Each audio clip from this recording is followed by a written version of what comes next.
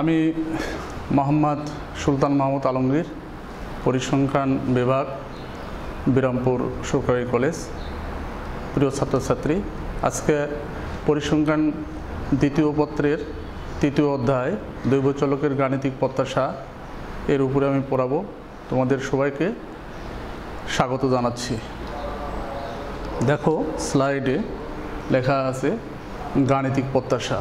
গাণিতিক প্রত্যাশা কি সেটা আমরা জানবো এই চ্যাপ্টারে। দেখো স্লাইডে, এই অধ্যায়ের শেষে তোমরা জানতে পারবে যে গাণিতিক প্রত্যাশা দৈবচলকের ভেদাঙ্ক, সহভেদাঙ্ক ও পরিঘাত ব্যাখ্যা করতে পারবে। গাণিতিক প্রত্যাশা দৈবচলকের ভেদাঙ্ক, ধর্ম ব্যাখ্যা করতে পারবে। দুইটি চলকের ক্ষেত্রে প্রত্যাশার যোগসূত্র ও গণনসূত্রের বর্ণনা করতে পারবে। দুটি চলকের ক্ষেত্রে প্রত্যাশার যোগসূত্র ও গণনসূত্রের প্রয়োগ করতে পারবে। দুটি স্বাধীন দৈবচলকের ক্ষেত্রে ভেদাঙ্কের যোগসূত্র ও বিয়োগসূত্রের বর্ণনা করতে পারবে। দুটি স্বাধীন দৈবচলকের ক্ষেত্রে ভেদাঙ্কের যোগসূত্র ও বিয়োগসূত্রের প্রয়োগ করতে পারবে। ফাংশনের গাণিতিক প্রত্যাশা ও ভেদাঙ্ক নির্ণয় করতে পারবে। পরের স্লাইডে দেখি, এটা প্রত্যাশার পরিচিতি দেওয়া আছে। দেখো গাণিতিক প্রত্যাশাটা কী জিনিস। স্লাইডে দেখছো যে কোনো বিচ্ছিন্ন দৈবচলকের প্রতিটি মান। তাহলে বিচ্ছিন্ন দৈবচলক জানতে হবে। বিচ্ছিন্ন দৈবচলক কি? যে দৈবচলকের মানগুলো বিচ্ছিন্ন বা আলাদা আলাদা হয়, পৃথক হয় বা পূর্ণ সংখ্যা হয়, সেটাই হলো বিচ্ছিন্ন দৈবচলক। তাহলে বিচ্ছিন্ন দৈবচলকের প্রতিটি মান ও এর নিজ নিজ সম্ভাবনার গুণফলের সমষ্টিকে ওই দৈবচলকের গাণিতিক প্রত্যাশা বা প্রত্যাশিত মান বলে। গাণিতিকভাবে লেখা হয়েছে যে এগুলো হলো চলকের মান, দৈবচলক এক্সের এন সংখ্যক মান x1, x2, xn, আর সম্ভাবনা যথাক্রমে x1 এর জন্য প্রবাবিলিটি অফ x1, x2 এর জন্য প্রবাবিলিটি অফ x2, xn এর জন্য প্রবাবিলিটি অফ xn, যেখানে summation probability of xi equal to 1, অর্থাৎ দৈবচলকের যে সম্ভাবনাগুলো থাকবে এই সমস্ত সম্ভাবনা, অর্থাৎ সম্ভাবনাগুলোর যোগ করলে কী হবে? 1 হবে। তাহলে দৈবচলকের গাণিতিক প্রত্যাশা হলো এইটা। তাহলে এইটা দেখি স্লাইডে। এবার বোর্ডে দেখো, বোর্ডে লিখি। আমরা বললাম যে x1, x2 এইভাবে xn কোনো বিচ্ছিন্ন দৈবচলক x এর n সংখ্যক মান, আর এদের সম্ভাবনা দেওয়া আছে x1 এর জন্য প্রবাবিলিটি অফ x1, x2 এর জন্য প্রবাবিলিটি অফ x2, এইভাবে xn এর জন্য প্রবাবিলিটি অফ xn যদি হয়, সেখানে একটা শর্ত হলো যে এই সম্ভাবনাগুলার যোগফল সবসময় 1, সমস্ত সম্ভাবনা সবসময় 1 হবে। তাহলে সামেশান xi দিই, তাহলে প্রতিটা মানের সম্ভাবনা, এই প্রতিটা মানের সম্ভাবনা যোগ করলে পরে আমরা 1 পাবো। সেই ক্ষেত্রে গাণিতিক প্রত্যাশার ইংরেজি হলো ম্যাথমেটিক্যাল এক্সপেকটেশন, আমরা ই দিয়ে প্রকাশ করব। তাহলে এক্স চলক বলতেছি এক্সপেকটেশন অফ এক্স, এটাকে পড়া হবে এক্সপেকটেশন অফ এক্স বলে, এক্সপেকটেশন অফ এক্স, অর্থাৎ এক্স এর প্রত্যাশা। তো এইটা আমরা বের করব কিভাবে? যে দৈবচলকের প্রতিটা মান আর তাদের নিজ নিজ সম্ভাবনার গুণফলের সমষ্টি। তাহলে প্রথম চলকের মান আছে, প্রথম মানটা x1, এর সাথে সম্ভাবনা আছে প্রবাবিলিটি অফ x1, এ দুটার গুণফল। এই গুণফলের সাথে দ্বিতীয় চলকের সাথে তার যে সম্ভাবনা তার গুণফলের যোগ। এইভাবে বিচ্ছিন্ন চলকের শেষ মান xn বলতেছি, তাহলে এর সম্ভাবনা ধরা হয়েছে প্রবাবিলিটি অফ xn। তাহলে চলকের মান আর তাদের নিজ নিজ সম্ভাবনা, এই সম্ভাবনাগুলোর গুণফলের সমষ্টি হলো গাণিতিক প্রত্যাশা। তাহলে আমরা এগুলো যেহেতু যোগের ধর্ম, এগুলো যোগ আকারে আছে, এই সময় অ্যাডিটিভ ইন নেচার, তাহলে এটাকে আমরা সামেশান দিয়ে লিখতে পারবো। সামেশান এক্সের প্রতিটা মানের জন্য xi আর চলকের প্রতিটি মানের সমমানের জন্য xi। এটাই হলো গাণিতিক প্রত্যাশা।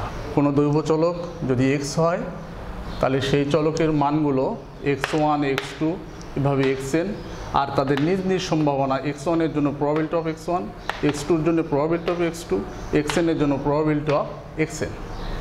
এই যদি হয় তাহলে নিজ মানের সাথে তাদের সম্ভাবনাগুলো কি করা হয়েছে, গুণ করা হয়েছে। এই গুণফলগুলোর সমষ্টিটাই হলো গাণিতিক প্রত্যাশা। আসলে গাণিতিক প্রত্যাশাটা কি? এটা দৈব চলকের গড়। দৈব চলকের গড়টাই হলো গাণিতিক প্রত্যাশা। এটা হলো বিচ্ছিন্ন চলকের ক্ষেত্রে। আর এটা যদি অবিচ্ছিন্ন চলক হয়, দেখো আবার অবিচ্ছিন্ন দৈব চলকের মান আর সম্ভাবনা ঘনত্ব ফাংশনের গুণফলের সমাকলিত মান অর্থাৎ যোগফলটাই ওই দৈব চলকের গাণিতিক প্রত্যাশা বা প্রত্যাশিত মান বলে। তো এখানে অবিচ্ছিন্ন দৈব চলক এক্স বলা হচ্ছে, আর এই ঘনত্ব ফাংশন হলো এফ অফ এক্স, আর এটার রেঞ্জ হলো এক্সের মান এর থেকে বড় হবে, বির থেকে ছোট হবে। এই রেঞ্জের মধ্যে যদি থাকে তাহলে এটাকে এই সীমার মধ্যে বলা হচ্ছে। কারণ হলো অবিচ্ছিন্ন চলকের মান কোনো আলাদা মান বা পৃথক মান হয় না, এটা একটা সীমার মধ্যে থাকে। একটা সীমার মধ্যে চলকের মানের সম্ভাবনা বের করা হয়। সেক্ষেত্রে প্রত্যাশার সূত্র হলো এটা। তাহলে দৈব চলকের প্রতিটা মান আমরা না বলে একটা নির্দিষ্ট সীমার মধ্যে যদি থাকে, আমরা বললাম অবিচ্ছিন্ন দৈব চলক এক্স, এটা যদি সম্ভাবনা ঘনত্ব ফাংশন এফ অফ এক্স বলা হয়, আর এক্সের রেঞ্জ যদি দেওয়া হয় এরকম সমানও দেওয়া যেতে পারে যে এক্সের মান এ এর সমান অথবা বড়, এক্সের মান বি এর সমান অথবা বড়, তাহলে অবিচ্ছিন্ন চলকের ক্ষেত্রে এক্সপেকটেশন অফ এক্স এটা হবে চলকের মানের সাথে চলকের সম্ভাবনা ঘনত্ব ফাংশনটা গুণ করতে হবে, তার সমাকলিত মান ইন্টিগ্রেশন, এইটা ডিএক্স বলা হচ্ছে। যে ছোট ছোট এক্সের ছোট ছোট মানগুলোকে বোঝানোর জন্য ডিএক্স, এই সূত্রটাই হলো অবিচ্ছিন্ন দৈব চলকের ক্ষেত্রে গাণিতিক প্রত্যাশার সূত্র। দেখি পরের স্লাইডে, দেখো এখানে বিচ্ছিন্ন অবিচ্ছিন্ন দেখতে পাচ্ছ, বিচ্ছিন্ন ও অবিচ্ছিন্ন দৈব চলকের ক্ষেত্রে গাণিতিক প্রত্যাশার উদাহরণ। এখানে 1 নম্বরের উদাহরণ বলা হয়েছে, একটি নিরপেক্ষ মুদ্রা দুইবার নিক্ষেপ করা হলো। সেই ক্ষেত্রে উপরের পিঠে প্রাপ্ত মাথার সংখ্যা হেড, এটাকে যদি এক্স দ্বারা নির্দেশ করা হয় তাহলে সম্ভাবনা বিন্যাস হবে। এটা সম্ভাবনার বিন্যাস। তাহলে সম্ভাবনার বিন্যাসটা কি? সম্ভাবনার বিন্যাস হলো এরকম একটা ছক সারণী, যে সারণীতে চলকের মানগুলো আর তাদের যে সম্ভাবনাগুলো উপস্থাপন করা হয়, এটা হলো সম্ভাবনা বিন্যাস। তাহলে সম্ভাবনার বিন্যাস কি? সম্ভাবনার বিন্যাস হলো একটা ছক বা সারণী, ইংরেজিতে টেবিল বলে। এই সারণীতে চলকের মান এবং সেই চলকের নিজ নিজ সম্ভাবনাগুলো প্রদর্শন করা হয়, সেটা হলো সম্ভাবনা বিন্যাস। এখন এই সম্ভাবনা বিন্যাসটা আসলো কিভাবে? দেখো আমি তোমাদের বোর্ডে দেখাচ্ছি। বোর্ডে দেখো,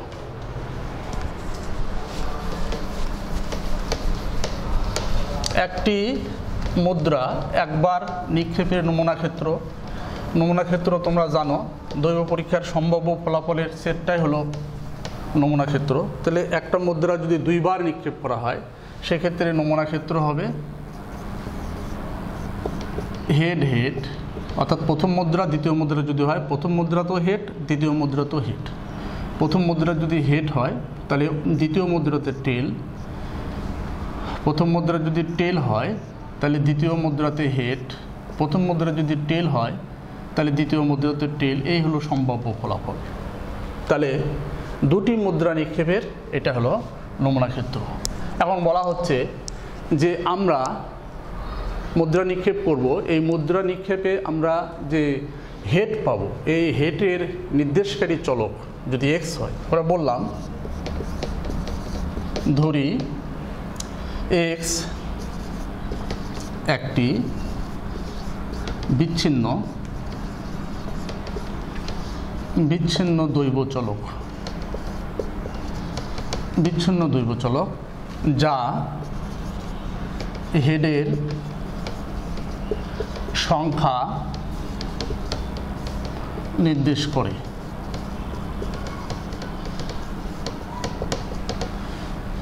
প্রিয় শিক্ষার্থী, তোমরা দৈব চলক কি এটা জেনেছ?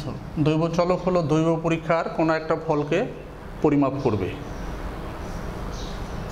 এবং এই দৈব চলকের প্রতিটি মানই নির্দিষ্ট সম্ভাবনা যুক্ত হবে। আবার মানগুলোর যে সম্ভাবনাগুলো থাকবে এগুলো যোগ করলে 1 হবে, আবার প্রত্যেকটা মান আলাদাভাবে 0-র চাইতে বড় হবে। এটাই হলো দৈব চলক।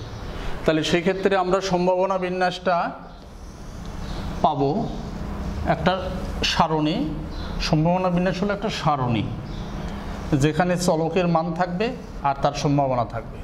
তাহলে আমরা সহজেই বের করতে পারবো। এক্স বলা হচ্ছে যে হেডের সংখ্যা। এখানে কি হেড আছে? দেখো বোর্ডে দেখতে পাচ্ছ কোনো হেড নাই, there is no head in this event. তাহলে আমরা এক্সের মান বলবো হলো 0। এখানে এই দুটাতে দেখো হেড কয়টা করে আছে? একটা করে আছে। তাহলে একটা হেডের সংখ্যা হতে পারে। এখানে দেখা যাচ্ছে যে দুটো আছে, হেড আছে দুটা।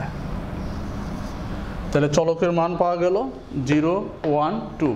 এইভাবে আমরা বের করলাম দৈব চলকের মান দুটি মুদ্রা নিক্ষেপ পরীক্ষার নমুনা ক্ষেত্র থেকে। তাহলে এখান থেকে এই চলকের এক্স চলকের সম্ভাবনা বাড়াবে কিভাবে? চলকের মান যদি 0 হয় তাহলে 0-র পক্ষে কয়টা ফলাফল আছে? আমরা জানি যে কোনো ঘটনার সম্ভাবনা বের করতে হলে সেই ঘটনার অনুকূল যে ফলাফল থাকবে তাকে নমুনা ক্ষেত্রের মোট ফলাফল দিয়ে ভাগ করতে হবে। তাহলে 0 এর পক্ষে অর্থাৎ হেডের সংখ্যা একটাও নাই, ফল কয়টা আছে? একটা। তাহলে এই ভাগ দিতে হবে নমুনা ক্ষেত্রের মোট ফলাফল দিয়ে। নমুনা ক্ষেত্রের মোট ফলাফল 4টা, 1টা 2টা 3টা 4টা, এই 4 দিয়ে ভাগ করলাম। এরপরে দেখো যে এক্সের মান 1, তার মানে হেডের সংখ্যা একটা। তো হেডের সংখ্যা একটা আছে, ঠিক একটা। এরকম নমুনা ক্ষেত্রে আমরা দেখবো যে এর পক্ষের ফলাফল কয়টা আছে? 2টা আছে। তাহলে উপরে হলো 2, সম্ভাবনা হলো অনুপাত রাশি যা লবে থাকে ঘটনার সপক্ষীয় ফলাফলের সংখ্যা, আর নিচে হবে নমুনা ক্ষেত্রের মোট ফলাফলের সংখ্যা।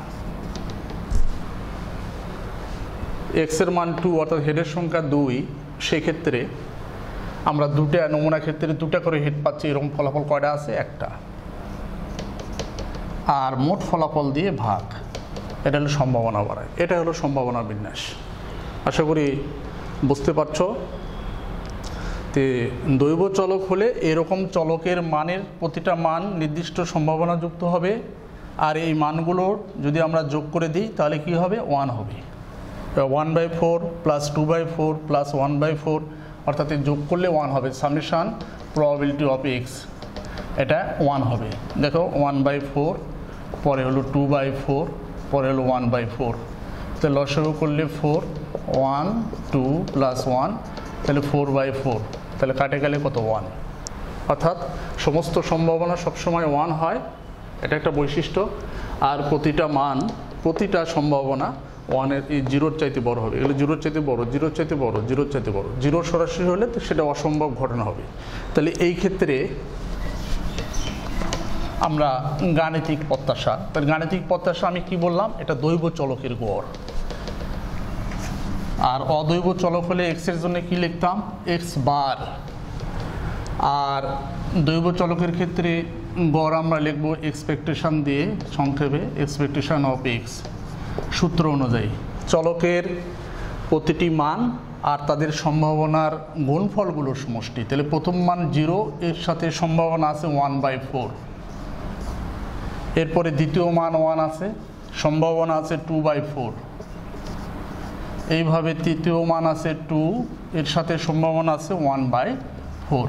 এই যে গুণফলগুলো হলো, এই গুণফলগুলোর সমষ্টি। চলকের প্রতিটি মান আর তাদের যে নিজ নিজ সম্ভাবনাগুলো দেখতেছ, এই সম্ভাবনাগুলোর গুণফলের সমষ্টিটাই হলো গাণিতিক প্রত্যাশা। তাহলে 0 দিয়ে গুণ করলে এটা 0, এটা 2/4, এটাও 2/4। তাহলে এখানে থাকলো 0 বাদ 2/4 2/4, তাহলে লসাগু 4, তাহলে এখান থেকে 2 আসলো, এটাও 2, ভগ্নাংশের সাধারণ যোগ, তাহলে 4/4, এটা কেটে গেলে 1। সেই তোমরা বোর্ডে দেখছো যে এক্ষেত্রে প্রত্যাশার মান কত হলো 1। এরকমভাবে আমরা কোনো একটা দৈব পরীক্ষার নমুনা ক্ষেত্র তৈরি করে সেখান থেকে চলকের মান আর সম্ভাবনাগুলো বের করে অর্থাৎ সম্ভাবনা বিন্যাস তৈরি করে আমরা গাণিতিক প্রত্যাশা বের করতে পারি। গাণিতিক প্রত্যাশা বের করার জন্য আমাদের কি লাগবে? চলকের মানগুলো লাগবে, আর তাদের সাথে সংশ্লিষ্ট অর্থাৎ নিজ নিজ যে সম্ভাবনাগুলো থাকবে সেটা লাগবে। সেই চলকের মান এবং সম্ভাবনাগুলোর গুণফলের সমষ্টি হবে হলো গাণিতিক প্রত্যাশা। এটা হলো দৈব চলকের ক্ষেত্রে গড়। তাহলে গাণিতিক প্রত্যাশাটা হলো দৈব চলকের গড়। আর এটাই যদি অবিচ্ছিন্ন দৈব চলক হয় তাহলে সেই ক্ষেত্রে ঘনত্ব ফাংশন, এটা সম্ভাবনা ঘনত্ব ফাংশন দেওয়া আছে এটা, তাহলে সেই ক্ষেত্রে সূত্র দেখো রেঞ্জ দেওয়া আছে যে x এর মান 0 থেকে 5 এই রেঞ্জের মধ্যে থাকবে। তাহলে এই রেঞ্জের জন্য এখানে বের করে দেখানো হয়েছে। দেখো আমি তোমাদের বোর্ডে দেখাই, বোর্ডে দেখো, যদি অবিচ্ছিন্ন চলক হয় সেক্ষেত্রে চলকের সম্ভাবনা ঘনত্ব ফাংশন দেওয়া আছে। তাহলে x হলো অবিচ্ছিন্ন দৈব চলক, এর সম্ভাবনা ঘনত্ব ফাংশন দেওয়া আছে f of x equal to 2x divided 25, যেখানে x এর মান তোমার 0 থেকে 5 পর্যন্ত। তাহলে আমরা এইটার গাণিতিক প্রত্যাশা বের করতে পারবো। এক্সপেকটেশন অফ এক্স সমাকলন বলে এটা, ইংরেজিতে ইন্টিগ্রেশন। তাহলে এটার নাম কি বলতো? এটা হলো ইন্টিগ্রেশন।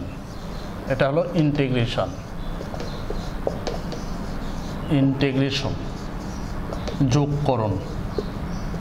ইন্টিগ্রেশন মানেও যোগ, সামেশন মানেও যোগ। এটা হলো অবিচ্ছিন্ন চলকের ক্ষেত্রে, এক্স হলো অবিচ্ছিন্ন চলক।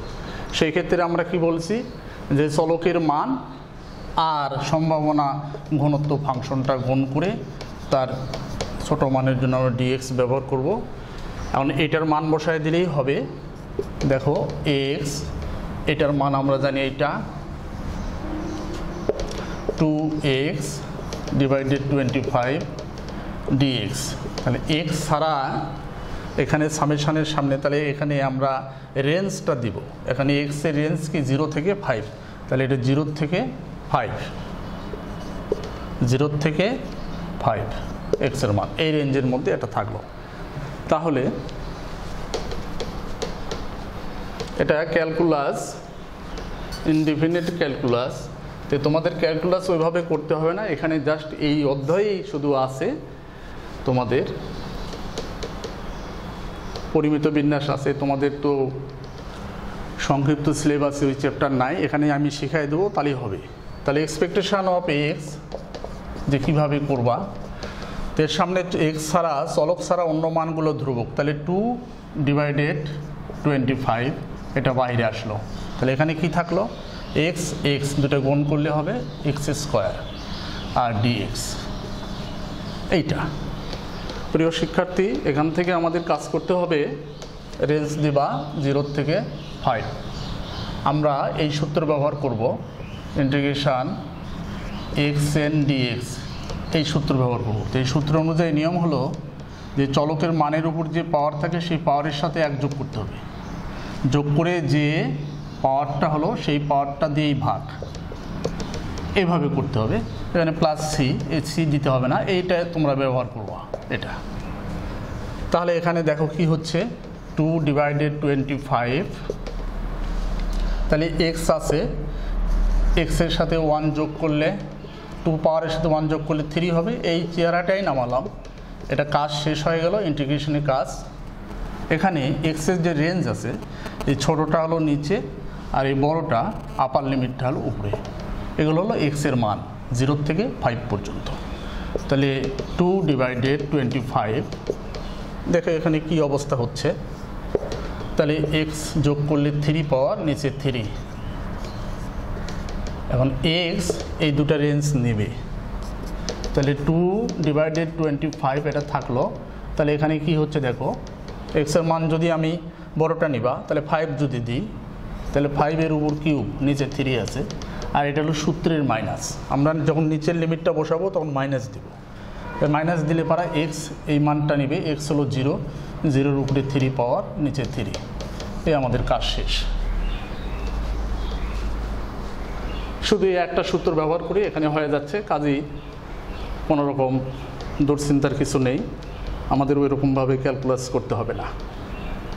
তাহলে এখানে 2/25, এখানে কি হবে বলো, 5-এ 3 বার গুণ করতে হবে, অর্থাৎ 5-এর উপর পাওয়ার 3, অর্থাৎ 5 উইল বি রিপিটেড 3 টাইমস। তাহলে 5 5 25, 5 25 কত, 125, নিচে হলো 3। আর এটা 0 পাওয়ার যতই করো 0 হবে, 0 কোনো কিছু দিয়ে ভাগ করলে 0 হবে। তাহলে এখানে কি থাকলো, 2/25, 0 বাদ গেলে এটাই থাকবে, কমবে না এই। তাহলে ভাগ করে দিলে 5 25, 125, তাহলে 5 2 10, নিচে হলো 3। আর এটা মানেই হলো 3.33 চলতে থাকবে কাছাকাছি। বোর্ডে দেখছো, বোর্ডে দেখো এই যে এটা, তাহলে অঙ্ক থেকে আমরা এইভাবে বের করব, এইটাই। তাহলে বিচ্ছিন্ন অবিচ্ছিন্ন দুটার ক্ষেত্রেই আমরা অঙ্ক করতে পারি সূত্র ব্যবহার করে। এই দুটার সূত্র তোমরা সুন্দরভাবে প্র্যাকটিস করবে।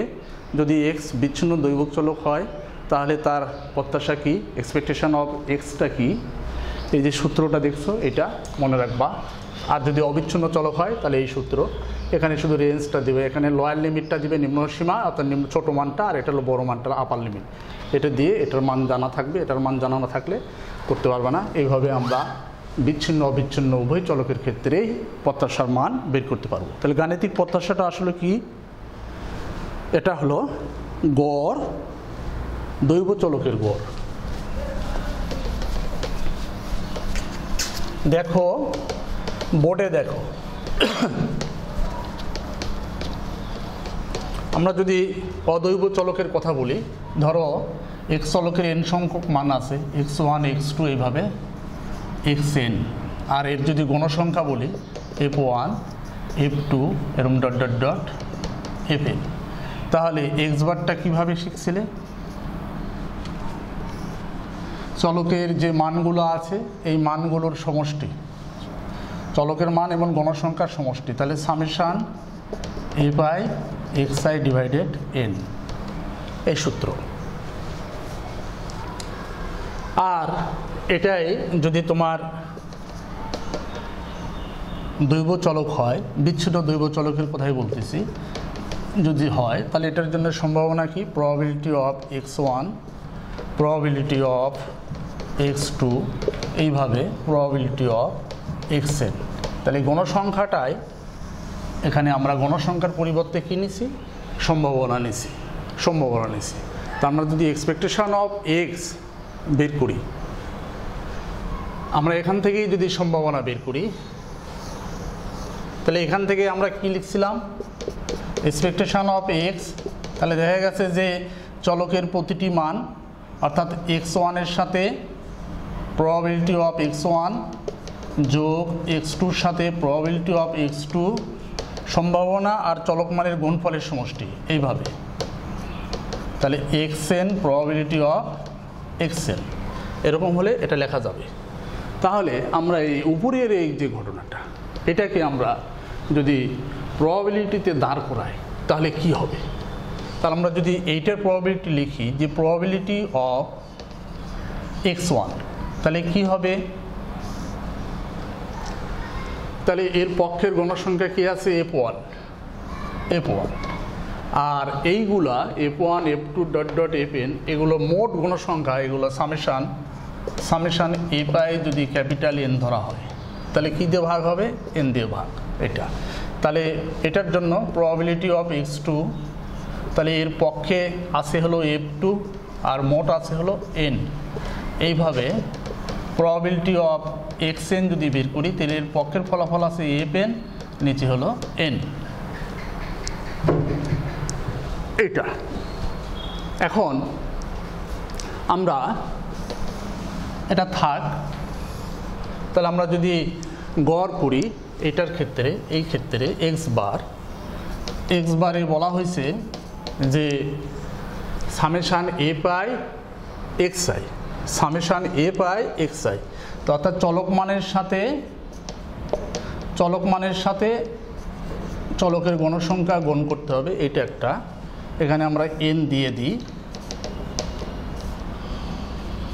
f2 x2 এখানে n দিয়ে দিই। এইভাবে fn xn আমরা n দিয়ে ভাগ করলাম। এই হর সবগুলোরই n, এই যোগ করে দিলেই কি হবে, summation A pi x I হবে, নিচে হবে n। এখন এই পর্যায়টাকে আমরা দেখো, আমি গাণিতিক গড় আর গাণিতিক প্রত্যাশার সাদৃশ্যতা দেখাতে চাচ্ছি। তাহলে এক্স বার ইকুয়াল টু, আমরা এই x1টাকে আলাদা করে লিখি, গুণ আকারে আছে। তাহলে x1 এর সাথে গুণ হবে কি, এই f1 ডিভাইডেড ক্যাপিটাল N যোগ, এটা সাইজ করে লেখো, x2টা আগে লিখলাম, তাহলে এখানে থাকতেছে f2, নিচে হলো n। এইভাবে xn যে মানটা, এটা আলাদা করে নিলাম, তাহলে এই অংশটা গুণ আকারে দিব,